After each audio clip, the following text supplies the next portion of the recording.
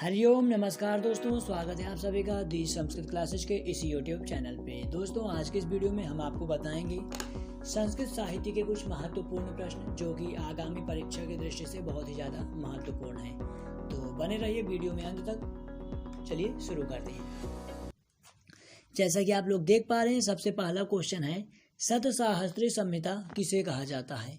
Option है रामायण, महाभारत, ऋग्वेद, भारत। सही जवाब है महाभारत। महाभारत में 1,00,000 श्लोक हैं अर्थात 100,000, इसलिए इसे शतसाहस्त्री संहिता कहा जाता है। इसी क्रम में अगला प्रश्न है महावीर चैतम में महावीर से तात्पर्य है हनुमान, रावण, राम, कर्ण। सही जवाब हो जाएगा राम। महावीर चैतम महाकवि भवभूति द्वारा लिखा गया नाटक है जिसमें 7 अंक हैं। इसके नायक राम हैं और राम को महावीर के नाम से संबोधित किया गया है।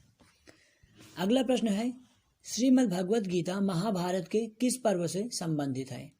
आदि पर्व, भीष्म पर्व, सभा पर्व, विराट पर्व। इसका सही जवाब है भीष्म पर्व। महाभारत में 18 पर्व हैं जिसमें छठा पर्व है भीष्म। ठीक है, तो बी वाला सही हो जाएगा। और आगे चलेंगे, अगला इंपॉर्टेंट क्वेश्चन है रामायण के किस कांड में सर्वाधिक सर्ग हैं। रामायण 7 कांडों में वर्णित है। कांड जो है वो सर्गों में विभाजित हैं, सर्ग श्लोकों में हैं। तो यहाँ पर पूछा गया है कि 7 कांडों में से वह कौन सा कांड है जिसमें सर्वाधिक सर्ग प्राप्त होते हैं। उत्तरकांड, युद्धकांड, अरण्यकांड, बालकांड। इसका सही जवाब हो जाएगा युद्धकांड। ठीक है, तो बी वाला सही हो जाएगा। और आपको बता दें कि इसमें जो जैसा कि आपने रामचरितमानस में देखा है बालकांड, अयोध्याकांड, अरण्यकांड, किष्किंधा कांड, सुंदरकांड, उसी क्रम में रामायण में भी वाल्मीकि जी ने कांडों को रखा है, बशर्ते वहाँ पर जो लंका कांड को उन्होंने युद्ध कांड के रूप में परिवर्तित कर दिया है। ठीक है, इसी क्रम में आपको अगला प्रश्न है कालिदास की रीति है का मतलब रीति होता है साहित्य में, आप लोग रीति से परिचित होंगे। तो कालिदास, महाकवि कालिदास जी ने अपने ग्रंथों में किस रीति का प्रयोग किया है। वैदर्भी का, लाठी का, गौड़ी का, पांचाली का। इसका सही जवाब आपका हो जाएगा ए अर्थात वैदर्भी रीति का। ठीक है, और आगे चलेंगे। रघुवंश महाकाव्य में कितने राजाओं का वर्णन है। तो इसका सही जवाब हो जाएगा सी अर्थात 31 राजाओं का। रघुवंश महाकाव्य महाकवि कालिदास द्वारा विरचित है और इसमें 19 सर्ग हैं। 19 सर्गों में महाकवि ने 31 राजाओं का वर्णन किया है। इसी क्रम में अगला इंपॉर्टेंट क्वेश्चन है कर्ण का आश्रम किस नदी के किनारे था। वर्धा, कावेरी, गंगा, मालिनी। अभिज्ञान शाकुंतलम का प्रश्न है और बहुत ही महत्वपूर्ण है। जवाब हो जाएगा मालिनी नदी के तट पर, डी वाला सही हो जाएगा। तो आगे चलेंगे और अगला इंपॉर्टेंट क्वेश्चन है जो कि ये कई बार यूजीसी परीक्षा में पूछा गया है 25 कोड में, और ये 73 कोड के लिए भी महत्वपूर्ण है क्योंकि उसमें भी साहित्य का सामान्य परिचय सिलेबस में रखा गया है। प्रश्न है कालिदास का पहला रूपक है विक्रमोर्वशीयम, अभिज्ञान शाकुंतलम, मालविकाग्निमित्रम, मेघदूतम। तो दिए गए ऑप्शन में सही जवाब है सी अर्थात मालविकाग्निमित्रम। ठीक है, मालविकाग्निमित्रम। यहाँ पर आप लोगों को क्वेश्चन पर अच्छी तरह से ध्यान देना है कि रूपक की बात की गई है। किसकी बात की गई है? रूपक की। उनकी द्वारा मतलब महाकवि कालिदास की प्रथम कृति नहीं पूछा जा रहा है, प्रथम रचना नहीं पूछा जा रहा है। अगर प्रथम रचना पूछते तो हमारा जवाब कुछ और होता, हम आगे के क्वेश्चन में जानेंगे। यहाँ पर पूछा गया है कि कौन सा रूपक प्रथम है। उन्होंने 3 रूपक लिखा है विक्रमोर्वशीयम, अभिज्ञान शाकुंतलम, मालविकाग्निमित्रम, जिसमें पहला है मालविकाग्निमित्रम, दूसरा है विक्रमोर्वशीयम और तीसरा और अंतिम है अभिज्ञान शाकुंतलम। तो याद रखेंगे, बहुत इंपॉर्टेंट क्वेश्चन है। इसी क्रम में आपका अगला प्रश्न है किरातार्जुनीयम के लेखक हैं। बहुत इंपॉर्टेंट क्वेश्चन है और मुझे विश्वास है कि आपको पता होगा, लेकिन ये पूछा गया परीक्षा में कई बार, इसीलिए मैंने इसको यहाँ पर शामिल किया है ताकि एक बार आप इसको जान सकें कि ऐसे सरल क्वेश्चन भी आ सकते हैं जिसको हम नज़रअंदाज करके पेपर देने पहुँच जाते हैं। तो इसका जवाब हो जाएगा आपका भारवी। ए वाला आ वाला सही हो जाएगा। इसी क्रम में अगला इम्पोर्टेंट क्वेश्चन है, कालिदास की प्रथम कृति मानी जाती है। मैंने अभी कहा था कि हम आगे आपको बताएंगे।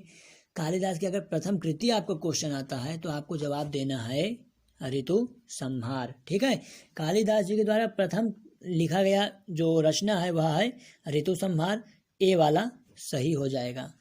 इसी क्रम में अगला इंपॉर्टेंट क्वेश्चन है, स्वप्न वासव दत्तम में कौन सा अंक स्वप्न अंक कहलाता है।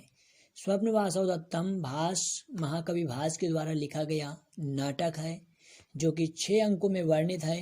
इसके नायक उदयन, नायिका वासव दत्ता हैं। तो इस नाटक में स्वप्न अंक के नाम से कौन सा अंक जाना जाता है, जवाब हो जाएगा 5वां।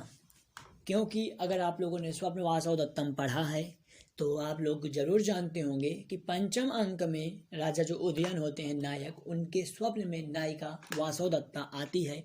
इसी कारण इसको स्वप्न वासव दत्तम के नाम से इस अंक को स्वप्न के नाम से जाना जाता है और इसी कारण से इस नाटक का नाम स्वप्न वासव दत्तम है। मतलब स्वप्न में वासव दत्ता के आने से नाटक का नाम महाकवि ने स्वप्न वासव दत्तम रखा है।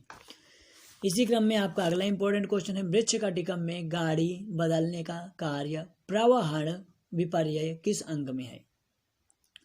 मृच्छकटिकम में गाड़ी बदलने का कार्य प्रवहण विपर्यय किस अंक में है।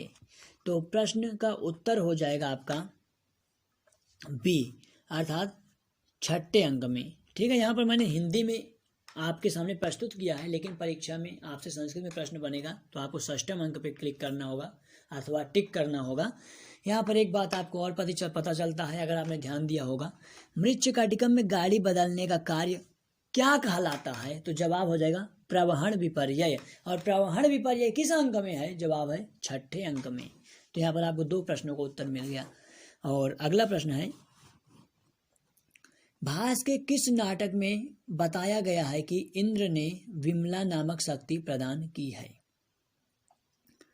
भास के किस नाटक में इंद्र ने किसी पात्र को विमला नामक शक्ति को दिया है। प्रतिमा नाटक में, स्वप्न वासव दत्तम में, अभिषेक नाटक में, कर्ण भारम में।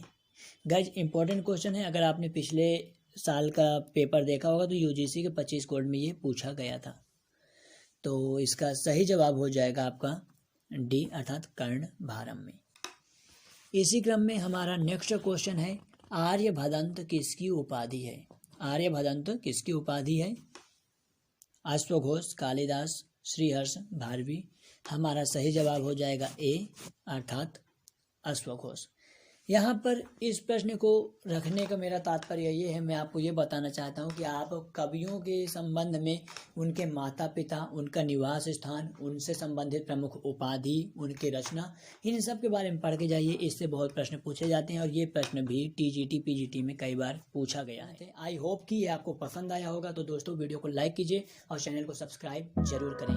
तो मिलते हैं अगले वीडियो में, तब तक के लिए नमस्कार, टेक केयर, जय हिंद।